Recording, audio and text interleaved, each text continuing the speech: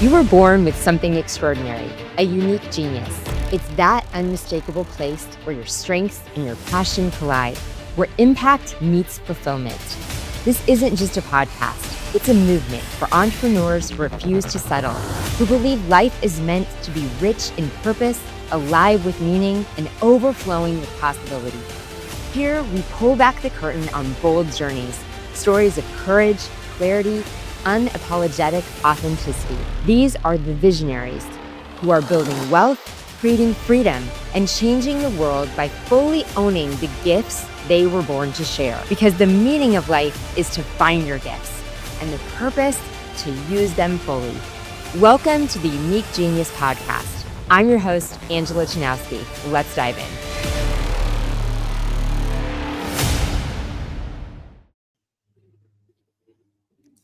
Welcome to another episode of Unique Genius Podcast. I'm your host, Angela Chanowsky, and so excited to have with me Michelle today. Thank you for coming on and being a guest. I'm so excited to be here. I feel like we run in the same circle, and I kind of can see you every once in a while. I've seen you across the room a couple times, and I've been like, Angela. And now that we work together, we have an excuse to be besties now and be friends and connect. So I'm so excited to be here. Yes, we do. And I am so excited too. You said it perfectly. Like we've been in circles and around, and we've been trying to carve out time. Now we get to work together and talk about, I get to send my people to learn in your magnificent space. But I've been wanting to carve some time out to learn more about you, and I'm excited we get to do it in this format. Yay. So why don't we start before we dive into some more questions and just share with the audience a little bit about you and your story. Well, I'm a mom of three, and I love being a parent and a wife and a community member and a business owner and a leader. And I have a design background, so I tend to see solving problems sort of architecturally. I was just on with my general manager this morning, and we were talking about three-dimensional models. And so you would not think that phone services are that way, but I see them that way. And so it's an interesting time to be in phones and customer care, especially with all of the incoming AI. And so I'm excited to be here and share about that. In addition to Pink Collars, which is kind of my main gig that pays the bills, I also do a training platform with a couple of incredible women, Erica Leonore and Angie Snow, called the CSR Academy, which you sent some of your team to. Thank you so much. They were awesome. And I also run a small parade here in our town and have a nonprofit and a board. And it's a fun time. So that happens as well. So I got a little iron and a little bit of fires all over the place. So that's me. That's awesome. Well, I'm excited to dive in more in all of those areas, and to see how you're using your gifts uniquely in them. And you said you had a design background, so tell me a little bit more about that. And that is like an interesting way that you see things. Then I commented when we first came on here, I was like, oh my gosh, I love your background. It just makes me cheery. Yeah, I worked for many years in an architecture firm. I was one of the designers on an architecture group that built multifamily residential. So high-level condos and things. So if you fly over the district, there's whole neighborhoods in which I have had a hand in making those buildings come up out of the ground. And that's a really fun time. But in 2008, 2009, when the economy shifted the last time, I found myself without work, and I went out into the marketplace and thought, okay, what can I take my skill set to do that isn't building for somebody else? And I started a business called My Virtual Page. I named it after my daughter. And I answered the phones for tree, lawn, and landscape companies. And so that was my first foray into this type of work. Was the economy made that choice for me to be a business owner, and I've never looked back. And so what sparked the interest in, the economy made the choice, you made a shift in your life, but you obviously had something burning in you that you knew you wanted to create and like do your own thing instead of just be like, okay, I'm a victim. I got to shift to like going to do something else. You had that desire in you to create. Yeah. Well, I named it after my daughter for the reason that I didn't want to put her in daycare. I wanted to be able to work from home. And back in 2008, 9, 10, 11, even, that was not really a thing. There wasn't CRM softwares in the cloud. Things like that just didn't really happen in the marketplace that we're in, especially in home services. And so the tree service that was kind of my first gig came to me off of Craigslist, this was before Craigslist was strange, and it was like more gig economy type of work. And a husband and wife showed up to my condo apartment, and they had a clamshell phone and a Dell computer, and the software was located on the Dell computer. And they said, we want to be in the trees, and we don't want to schedule people. We don't want to talk to the customers. We just need your help. How can you help us? And so I had a Google Calendar and a dream, and decided that, okay, I can do this from home, and they can pay me just enough to like keep my head above water. And when in 2011, it was time for me to take a move and move to a different state, I went back to them and said, hey, I can't really help you guys anymore. I'm going to be moving. And they said, well, you've revolutionized our business. You can't leave. Like, you have to keep helping us. How can we find a software where we can connect with you no matter where you are? And so I packed up everything I owned and their business in a laptop and a clamshell phone, and drove across country and found a software called Arbor Gold that was one of the first sort of green industry CRMs that was in the cloud. And so that kind of sparked the ability to take on more clients than just one. So I scaled myself, and then I scaled it into a company. So that's kind of the origin story of Pink Collars. Oh, like, look where you are now, and all the magnitude of what you're doing now. And it's always fun to see where people started, that you were, like, it was birthed out of like you just doing the job. Like, it was birthed out of being a solopreneur, 100%. like home services are, Yeah. in doing the work. But like, you'd never put that together of people like where you are, that I think that you just created the mastermind of the big business. Yeah. So, wow. So started from doing you, replicated you, and then just kept replicating and making it larger and larger. And because you had that start with the tree company, is that why you stayed in home service? Home services? It is. It is. I really wanted to help people in the trades. I found I had an alignment with them from when I was a designer, right? I worked with contractors in the field, and I was out on job sites. And so I understood kind of the pattern of their work. And it felt like a calling to me. It felt like something that I could accomplish and do and see in a unique way. Especially when it came to customer service, which a lot of home service businesses, especially back then, 10 years ago, it was really hard to get somebody on the phone. And if it was somebody on the phone, it was somebody's aunt or sister or somebody from the church. There was a challenge with some of the professionalism, and a challenge with some of the technology, and a challenge with some of the tools. And so the mindset shift that's happened in the last decade for home services has just been amazing. And back then it was just like catch as catch can. If you could get somebody to come to your house, or if there was a way you could text them on the business owner's behalf, this was just like revolutionary stuff. And I just kind of grabbed as many tools as I could to try to see how we could make that connection between the homeowner and the service provider happen in a more streamlined way. And again, I just went back to like building a building, right? First you have this trade, and then you got this trade, and you got that. And it seemed like the customer journey had a similar problem with friction along the way. And so I was like, okay, how can I do it just like a set of drawings, like a set of floor plans? And that's how I sort of built the business. And I've cobbled together lots of different ways to take the friction out. And now the CRMs are just incredible. So there's very few things that have to sort of be hacked anymore, because the CRMs are so powerful for home service businesses now. So. But yeah, you were involved in so many stages of putting them together. Like, now there's so many tools out there, and people see and know the way that we need to provide an excellent customer journey. And, that's just magnified, and people see that, but you got to put it together, put the building blocks together, and make it work as, even when you didn't have the technology that existed. So tell us a little bit about, what Pink Collars is now, what it has evolved to now, and how you how you help people now. Yeah, I'd love to. So Pink Collars is very similar to what it started out as my virtual page. It is a strategic alignment of business owners and incredibly talented people that want to work from home. So everybody in our lineup, besides the folks that work with us from your system and your company, are all US based. We have both men and women, and we have everyone in every time zone in the United States, plus after hours and weekends. And so we can really give a support team to a service business in any way that they see fit. If they just need overflow, we can assign them to a call team in which they will just receive overflow services.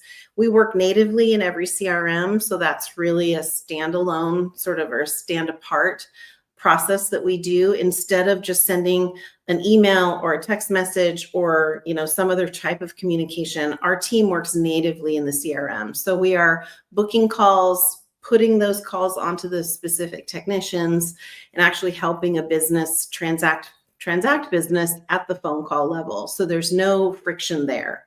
And that makes me really happy. I think what's really exciting that's happened in 2025 is that we became ServiceTitan's first certified call center. They had to actually create that logo over my shoulder here for our company, because we had become a call center of trust that they could really send their customers to. And that to me was a huge win.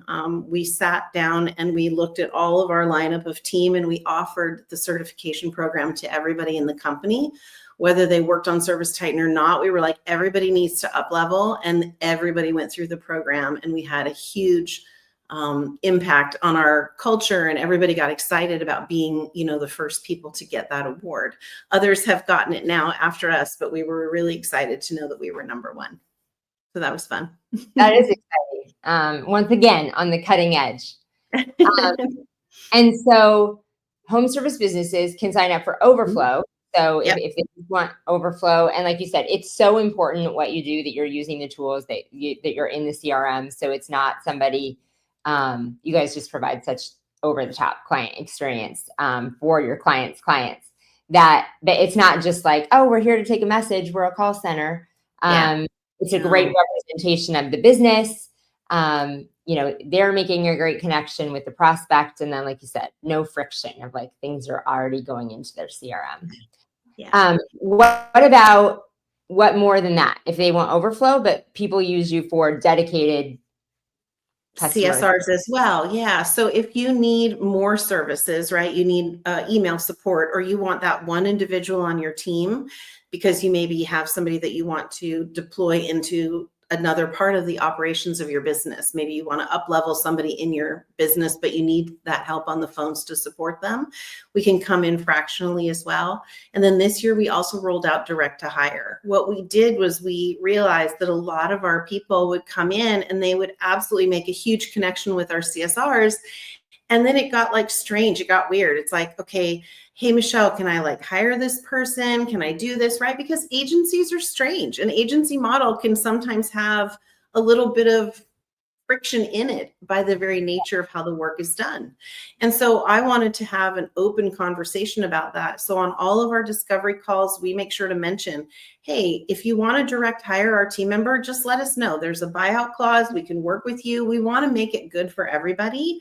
We don't want to make it feel icky and weird. Or if you need somebody just direct hired for your business, we can use all of our tools and all of our massive amount of influx of applicants, and we can pull somebody off of the bench and hire them for your company. And that's been really cool this year to see people grow through that and be able to say, instead of me doing all the job ads and getting Who Hire or Hire Bus or all these tools and buying all the stuff and assigning somebody in my business, I'm just going to pick up the phone and call Michelle and go, Michelle, I need somebody in Central Time Zone. Boom, it's done.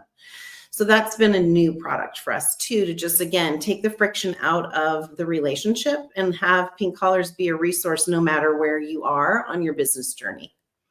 That's awesome. Like you said, because as the home service evolves and scales, they have those different needs. First, you just need 100%. this. And as you go to the next stage, you need more of it. And as your business grows, you get more calls. So you're always the solution. At which stage they are. So how has your in this stage and as it keeps growing, I believe our unique genius changes and evolves too, right? Like you have these things that are unique to your gifts and your passion, and they change and evolve as you grow as a person into new versions of yourself, and as your business and your leadership requires those. So at this phase, in all that you have, and you can talk more about pink colors, the academy or your philanthropy as well. But tell me about this version of Michelle and your gifts that you're excited about using. That's interesting. That's interesting because, as the hair changes color, right, we change. And I'm in a transitionary period in my life right now. So that's absolutely for sure happening. I have 2 children that will be in high school next year. So I've got one that's out of middle school. I am on the last, I don't know when this will air, but I'm on the last like 7 days of driving her to school. I've driven her to school every day for like years.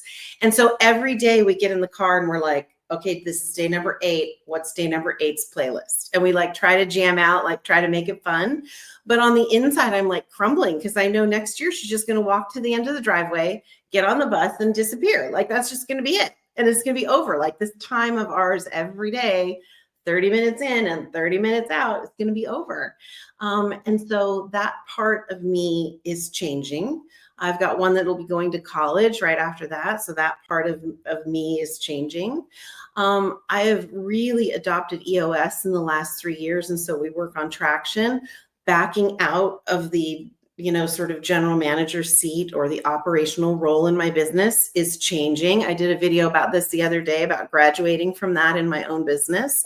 That's weird and strange, but I love it. And so all of these things are having me be able to refocus on some creative stuff.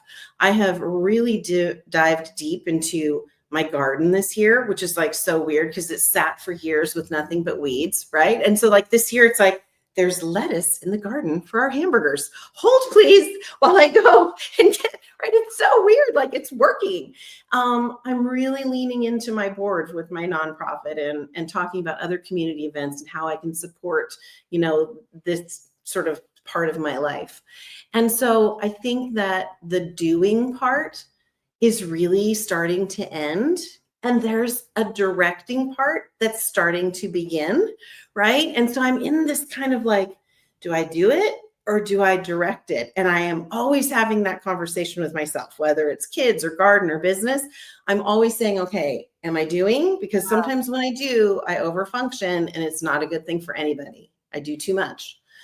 Or can I just direct? Can I say what I expect or direct the people around me in a way that is advantageous to us both so that I don't keep people from growing, especially in my business? I mean, it's going to happen with my kids. I can't hold them back, right? It's happening. But in your business, I find that sometimes as a doer, we can hold people back from their gifts and their growth if we're constantly doing. And so I'm really trying to like pull myself back. And it's a challenge. It's a conversation I'm having all the time. That is going to be a big takeaway of mine from this episode. Good. Ask yourself that question. Yeah. That's very powerful. Like, do I need to, in this situation, do I need to do, or do I need to direct? Because you're right, in all areas of our life, I think that's something we find ourselves in, right? That, it's just easier if I just do it. Yeah, of course. And not just in business, as a mom, like they leave stuff like, I'll just do this for them. And I feel like I'm similar to you. When I do too much. I just like, I do.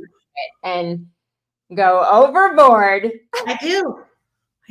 My 8th grader's graduating, right? So we're having a graduation party. She loves lemons. So for 3 or 4 months, it's like every time I see anything in the store that's a lemon, I'm like, how about this? How about this? I'm like Vanna White. And she's like, enough with the lemons, Mom. Enough. I'm like, how about like a lemon fascinator? How about like a lemon shirt? Like, can I have a lemon this? And she's like, this is not about you, Mom. Stop it. And I'm like, okay, I'm shutting up. No more lemons. And now I'm teasing her every day because we're getting close to the party. I'm like, we could do a lemon. And then I just kind of leave it hanging there. And she's like, enough with the lemons. Okay, enough. So like I go deep. you know, it's bad. We have that as similar. I just did another daughter. We just had two of our two youngest daughters' birthday parties, and yeah, one was blue and pink, and I'm like, oh, pink, like same way. See? And it turns, I mean, JC's like, what happened? This was just a Yeah. birthday party, and like the house It's not a exploded. wedding. Yeah, silly. Okay, well, we have that in common.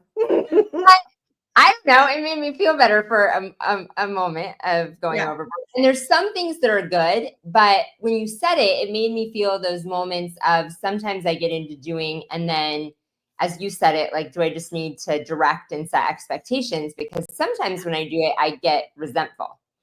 Exactly. And I don't mean to. And then I turn into that person, right? Yeah. And nobody likes that person. Nobody. Because you do, and then you're just like, somebody else could have helped me, or somebody else could have. So I think that's so powerful in taking a moment. Do I need to, do, or do I need to direct in this situation? And you're right. At the stage that when you're leading a business, most often it's always direct. Isn't it scary? And that leads me into the young lady that I work with you. Her name's Angel, and she takes care of me as a person, the Michelle person, and she touches all of those entities that I just talked about. She helps me with the nonprofit stuff. She helps me with pink collar stuff. She helps me with the training, CSR Academy stuff. And having to zoom out and try to get all of that stuff out of my brain into a palatable way so that I could feel like we were making progress was super important. And I don't know if you tell people this, because I'm a unique genius flunky. I don't know if you know this or if you can see this, but I didn't watch any of the onboarding videos because I'm this person. I'm like, oh, we'll figure it out. This is just the worst part of me, right? And so I didn't watch any of the onboarding videos, which I'm sure are beautiful and magical and tell me all the ways in which I can succeed. But I'm kind of a bull, so I didn't watch any of it. But Angel and I started, and we would have this friction point. I'd be like, oh, I wish you could just go do this next thing. And I'm like, well, didn't direct her. So I would zoom back out and do directing. And we're what, 3, 4, how many months in are we? Maybe 4 or 5? I don't know. It seems like it's flown by. Whatever it is, it's good. The fact that I can't remember means it feels like she's always been here, which is a massive, that's a huge win. That's a huge win, because I can't remember a time when she wasn't here. But once we set up the directing part and we kind of figured out a rhythm and a pattern, it just started to just be magic. And don't tell on me, but she's helping me plan some vacation stuff right now. Don't tell anybody. And it's like, oh my God, I can have somebody help me with this. It's like magic. It's magic. So. That's good. That's supposed to feel like that is our core value. It spells magic because it's I love it in your life. But now that you've said this doing versus directing, I feel like I'm going to redo shorten an onboarding video, and instead of people getting it in an email and steps that most people don't do, I think I'll send it on Messenger in just a short 3-minute. If you don't do anything, just please watch this 3-minute video. Yeah. I love that. Yeah, and it's going to be all about this, because that is the mistake people make is people still have. So our distinguishment is that it's your executive partner, not an executive assistant, that focus on strategy and not on tasks, which is directing, not doing. But so many people have it in their mind, I need an executive assistant. And just that language comes with, I'm going to delegate tasks. And so they start with the doing. Yeah, always. They just immediately start with the doing, and they never, and then it's frustrating, like you said, because you're just like, how come you just don't know how to do it? How come you can't just do it? Yeah, because I haven't spent the time. And I think the only other thing that might be helpful for the listeners, and you can do it or not do it, but it has been literally the savior for me. I see my unique genius, Angel, every morning at the same time, all the time, every day of the week, all the time. We connect and I ask her about her kids and we talk about the weather and we see if there's any storms happening and what's going on. And we're on Zoom every morning. And those 30 minutes, they don't move. They come before any of the rest of my team knows that I'm around. They come early, 8:30. Like nobody else is here. 8:30, it's me and Angel. So if you do something like this or work with Angela's team, for me, even if it's a 5-minute stand-up every day, that to me has been the secret sauce for me. Oh, that is in the, if you do, that is my, Oh, is it? if you do one thing, if you only do one thing, please Do that.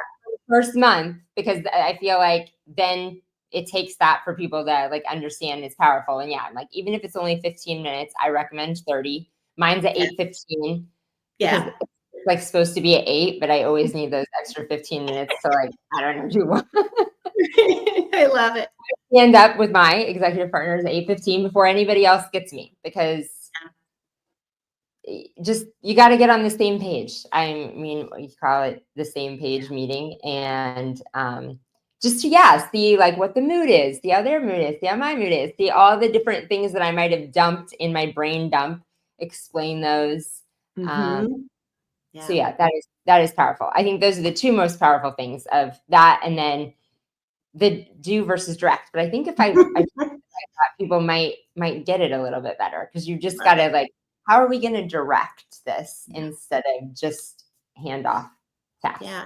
And you have to care about that person and that person has to care about you. I mean, there's days where it's just like, today just kind of sucks because yesterday was bad, or today's going to be awesome. And you just have to ride that with that person and know that if they know, like, trust and care about you, they're more apt to do the work and like do it with care, and that's indicative of anybody that you work with, whether they're remote or not. And we fall victim to that at Pink Collars a lot. I mean, our people, our clients, sometimes they'll have a friction point and they're just like, why can't this just, and I'm like, well, have you gotten on camera with her? Have you talked to her? Have you spent some time? Has she met the team? Like, have you done that part? And it's funny, the minute they get together, all the friction goes away. It's shocking how that always happens. That's like the secret sauce. I'm like, well, here's a Zoom link. You're both going to be there and you're going to talk it out. We're going to figure it out. And then by the end of it, we're always fine. So I think that's indicative of anybody that works remotely. It's a hard kind of mind shift that you have to do, mindset shift. Yeah. Because there is nothing like that, regardless, like you said, whether it be your executive partner or you're working with people in business, with clients too. People try and deal with problems with clients over text messages and things. And it's like, if you get eyeball to eyeball with someone, even if it's Zoom or whatever, like anything, it'll be solved. There doesn't have to be a strategy to be solved.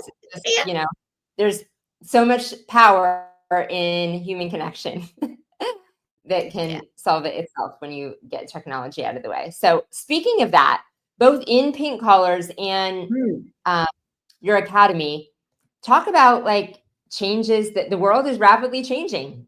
It is. AI, all the things that technology is coming for us. Talk about some of the things that you're seeing. Okay. Yeah, absolutely. Well, I think probably voice agents are probably the biggest impact that's happening in Pink Collars world right now. And so we went out to the marketplace, interviewed lots of different vendors for a voice AI agent, found a vendor that we really liked and trusted. And so we deploy voice AI agents into every client that works for Pink Collars. And so that's been happening about 6 months now. And it's not an option because we know as a company that AI is going to, right now, it might be only 20% of the calls, a little bit of overflow, maybe a little after hours, but that 20% of calls to AI and then 80 to a person is going to inverse on itself, I believe, in the next 6 to 12 months. And it'll be 80% AI and 20% human.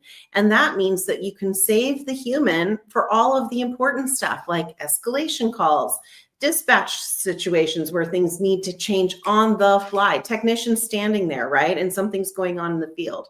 And using the human talent for what the human talent is meant for, and getting some of those transactional, like, hey, can I have somebody come? Sure, I'll pay the fee. Yeah, this is my address. Get rid of some of that type of call volume so that the person that's actually on with the customers or on with the technicians can solve problems in real time.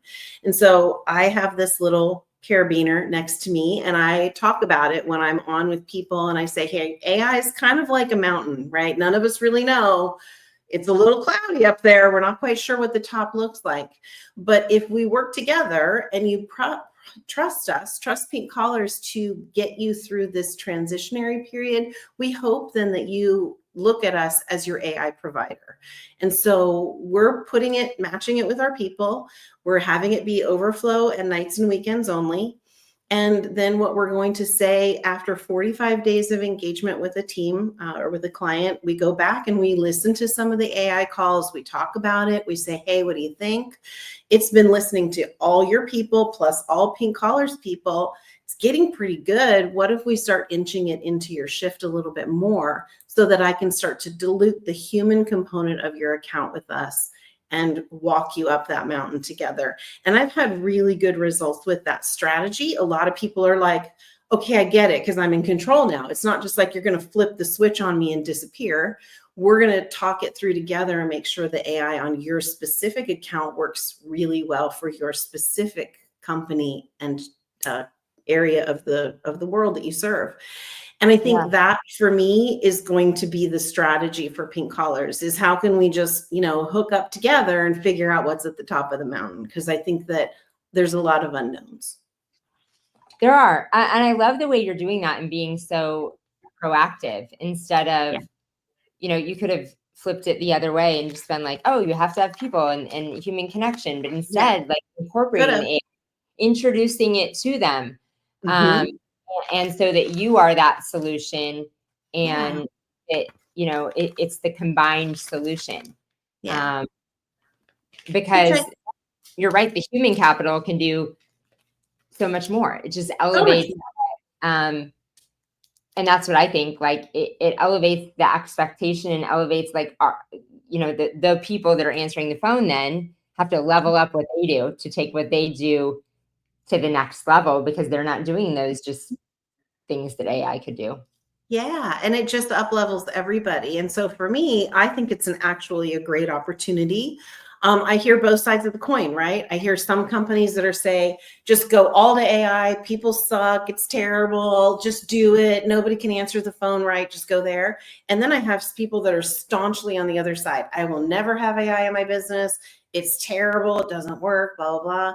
And so we're in the middle, and our sell though is that it comes on your account whether you and I turn it on or not. It needs to be learning and listening so that when we get to the point where, okay, it's 3 months in, it's time to kind of turn it on for overflow, we can prove the fact that it will work effectively because we've been training it that whole time.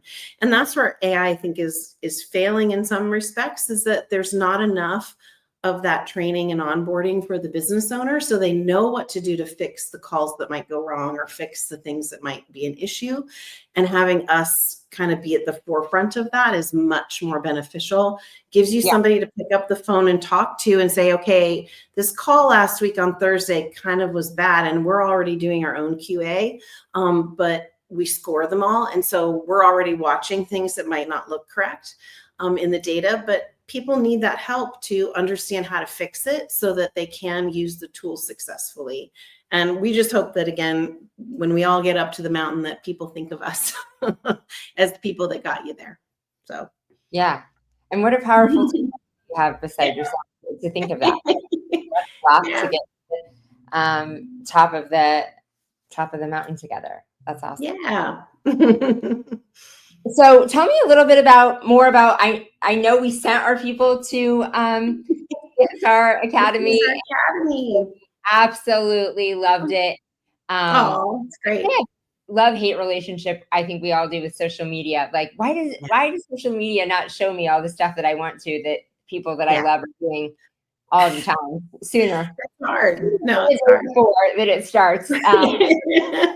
I know it's hard. No, so CSR Academy is a result of what was huge Rockstar Boot Camp, gosh, back in the day with huge conventions. So many, many, many moons ago, that's what it started out as.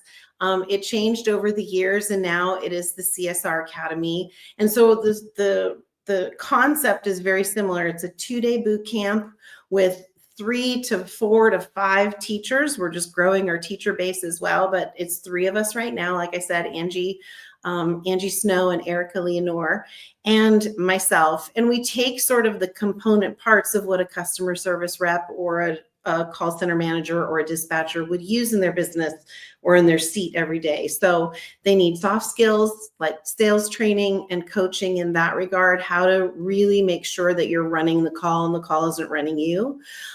They need leadership training, because when you become a really good CSR, the business owner will look at you and go, oh, you're really good. You're going to be tapped to manage people. And that sometimes that's just a really scary thing for a CSR. They're like, how do I lead people? What do you mean I'm a leader? I'm a good doer, right? And then I come in and do tools that can make your seat easier, right? How can I support you with the tools that we use at Pink Collars to build out some of the strategies that you can use? And then we dive deep into some of those tools. And the cool part about these 2-day sessions is that they're not just all talk. We actually strategize and do things. And so in the soft skills part, we do role playing.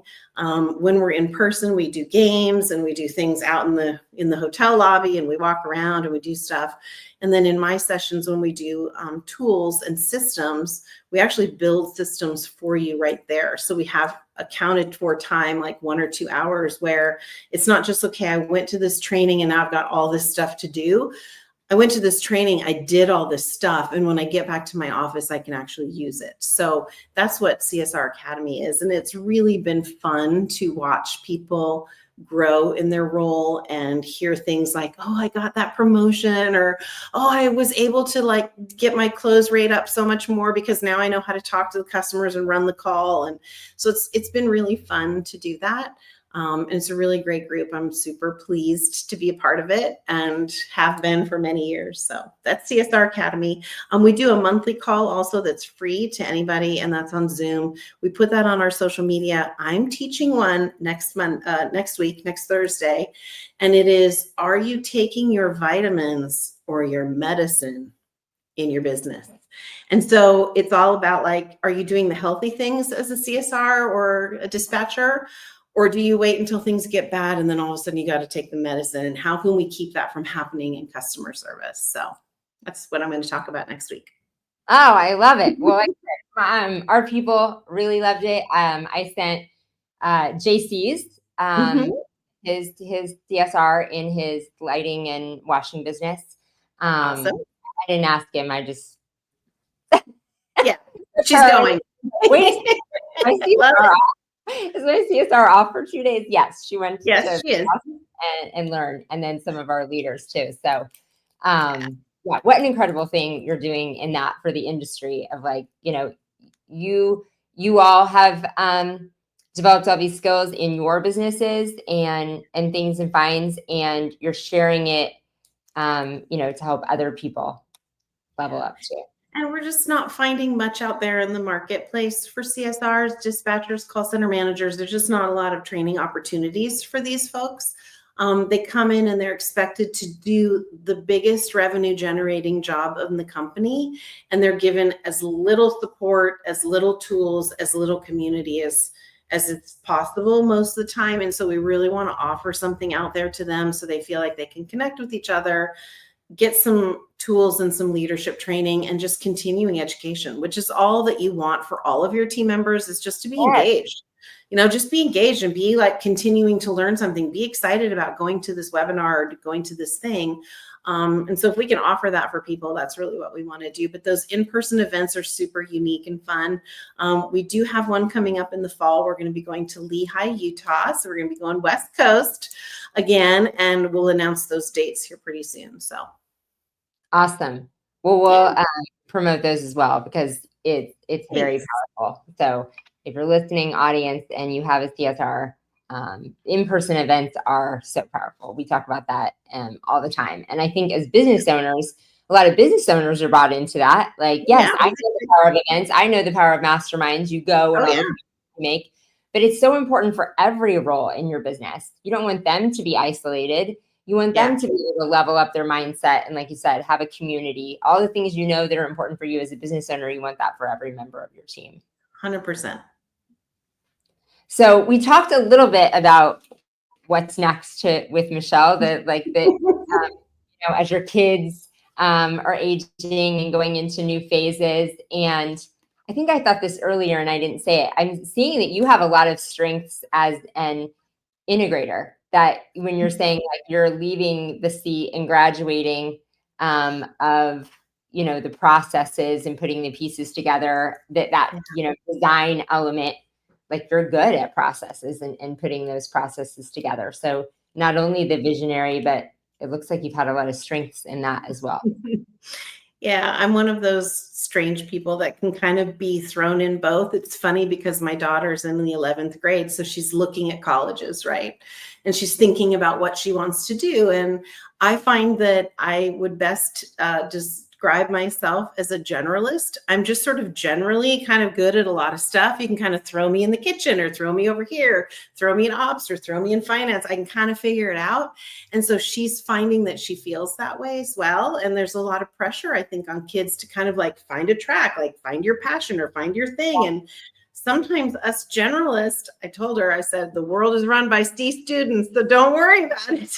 Because all of us business owners, a lot of us are generalists. We can do a little bit of everything, and that's what's required to start a business.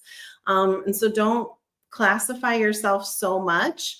And I think that's why that directing role feels good, because I can kind of direct a little bit over here and a little bit over there, and I can still be a generalist, but just step back a little bit, which I think is going to be great for everybody, including me. Yes. It's funny, as you said that, you're right. As a business owner in the beginning, you have to do it all. You have to be a generalist. And You do. you get yourself in all those roles. And it's interesting as you get to evolve and grow and step back, then comes that light and clarity of like, oh, I was not good at that, or that wasn't my that was not my genius zone. Integration for me is not, and I guess I've had to do it in all the different businesses throughout the years. Like no one else was doing the processes. I had to make them at some point, but now that I don't have to, and I have people do that, like wow. When I ever have to step back in, I was just like, I create a mess. I break more than I fix. I tell my team that all the time. I said, don't have me in it because I'll break more than I fix. If you want that, if you want to blow it up, I'm your girl, but don't have me in it if you don't want it broken, because I'll rethink it every time. So don't ask me. If it's working, just keep me out of it. Exactly. Oh, we had a scenario of that similar. Changed CRMs, went back to HubSpot, and I was like, oh, you want me to be on that? No. I'm like, oh, would you like me to be on the meeting with HubSpot? Yeah. Oh, no. Nope. Not allowed. I will entrust all the decisions about whatever is happening to someone else. Yep. I regularly get kicked out of stuff, and I take it as a high compliment that not only my team feels comfortable saying that to me, but they feel confident in knowing what the vision is enough so that they know what the end goal is. How they get there now is not as relevant to me as it used to be. Now it's like, okay, if you know what the goal is, then let's just go. If you can find a better solution, go for it, because I will sit here on Google for 10 days. So just go do it, Absolutely. Well, I knew our time was going to go fast, Michelle. It did. I know. I mean, I could talk forever about all the things. As we come to a close and close the episode, are there any final words of wisdom? You've shared a lot with the audience, but any final parting inspiration or wisdom you want to share with the audience? Well, I think probably as you leave the world of doing, and move into the world of directing, you're going to feel a low level of discomfort. You're going to feel it. And just to push through to know that what you've built, who you've hired, who you've trusted, the choices that you've made, how you've finagled this whole thing together by hook or by crook. As you move into directing, just know that that discomfort will wane. It'll come back every once in a while, but it will go away. And I'm looking forward, really forward to the day when I can sit back sort of like a proud grandma or grandpa or parent, I don't know, and look at my business from a distance. And that's the exciting time for me. And I think that fits in the life cycle of every business owner. And so whether that's exiting the business, watching it grow from afar, or being part of it still in some way, if you can hold out through the discomfort, keep remembering that that's really the goal, and that time with your family and time with your community is really the goal for all of us. So that's all I got. Oh, no, that's perfect. And all growth happens outside of our comfort zone. So, just acknowledging that as you pass those things off, it is uncomfortable. And then, the final thing, you're right. You got to evolve into those things, because what it's really about is, time with family and community, and being able to step out and open up for time with family, time with community, time in your garden for you. All the things. All the things you're missing. Well, thank you, Michelle, so much for your time and joining us, and all the nuggets. Like I said, you blessed. Thank you. It was a lot of fun. It was a lot of fun. Thank you so much. Yes, it was. And thank you, audience. This has been another episode of Unique Genius Podcast. We'll see you next week. Hey.